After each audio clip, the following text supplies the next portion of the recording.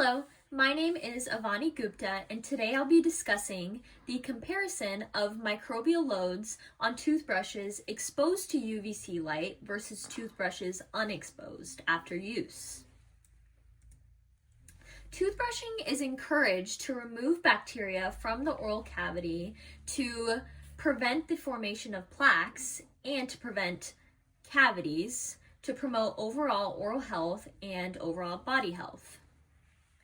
Even after brushing and rinsing your toothbrush with water, bacteria still persist on the bristles and within the bristles of your toothbrush. Therefore, after you store your toothbrush and go to brush the next morning or the next time, you're reintroducing those bacteria into your oral cavity, which defeats the purpose of brushing. UVC light is a type of ultraviolet radiation with disinfecting and sterilizing capabilities.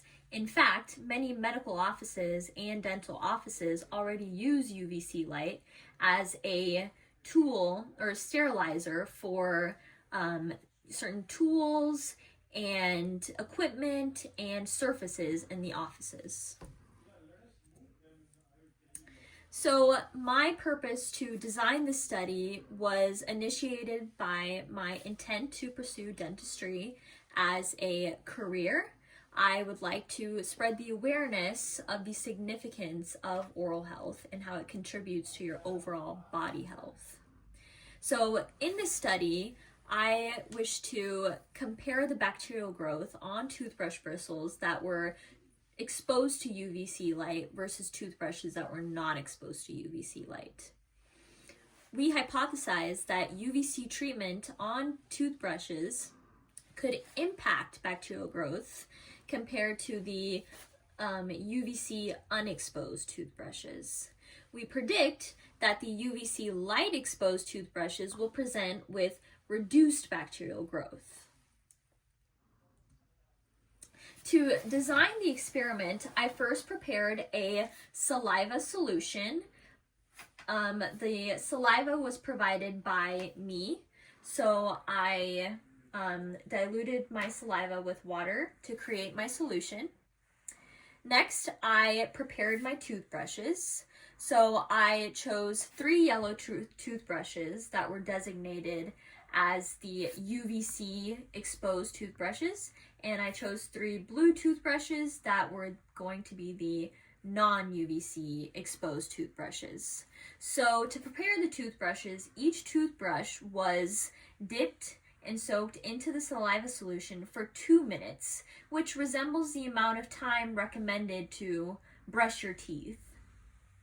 Then, after each of the brushes were soaked in the saliva solution, the yellow UVC treated toothbrushes were placed in UVC light cases, which were turned on and lasted for 20 minutes.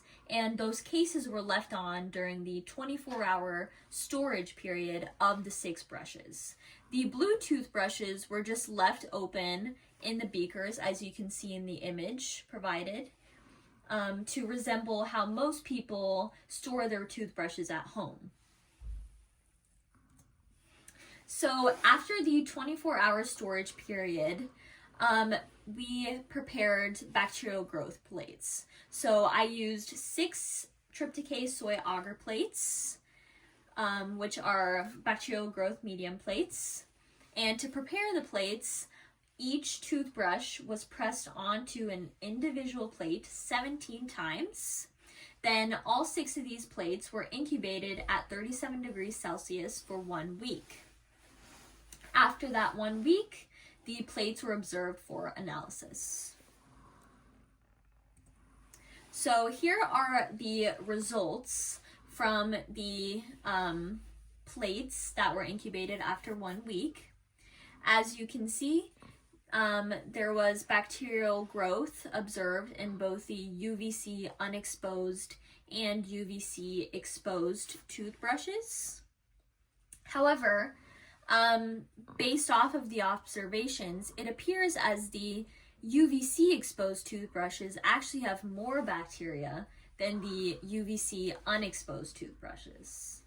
And we can kind of see that in just by observing the plates here. There's more bacterial growth, more colonies. So we did see bacterial growth in all 6 TSA plates, indicating that there was bacterial growth on each of the toothbrushes after they were dipped into the saliva, and that bacteria on the bristles were transferred to the TSA plates. However, the results that we observed were not as predicted, because the UVC exposed plates actually showed more bacterial growth than the UVC unexposed plates. Since UVC light is already known and used as a common disinfecting tool, it's likely that there was a fault or a few faults in the experimental design. And this could include, so we could have made some improvements to the experimental design. One of the improvements is that the UVC light in the cases could have been turned on more than once to give it more than just a 20-minute exposure time. In addition, we could have allowed the toothbrushes to air dry before they were put into the UVC cases, because the UVC cases are very small and confined, so that moist environment that was created by directly putting the wet toothbrushes into the case provided an optimal niche or environment for the bacteria to grow. Nonetheless, these results can encourage individuals to consider changing their toothbrushes more frequently, because, as you can see, there's substantial bacterial growth just after a 2-minute saliva exposure. So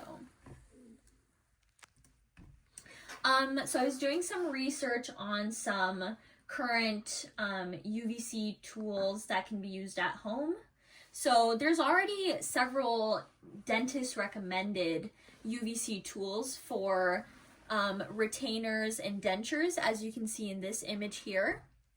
And then there's also some for your toothbrushes. So this technology is already being incorporated and used. However, there's still more advancements that can be made to optimize the effect of the UVC on sterilizing our brushes and dentures and retainers at home to maximize optimal oral health.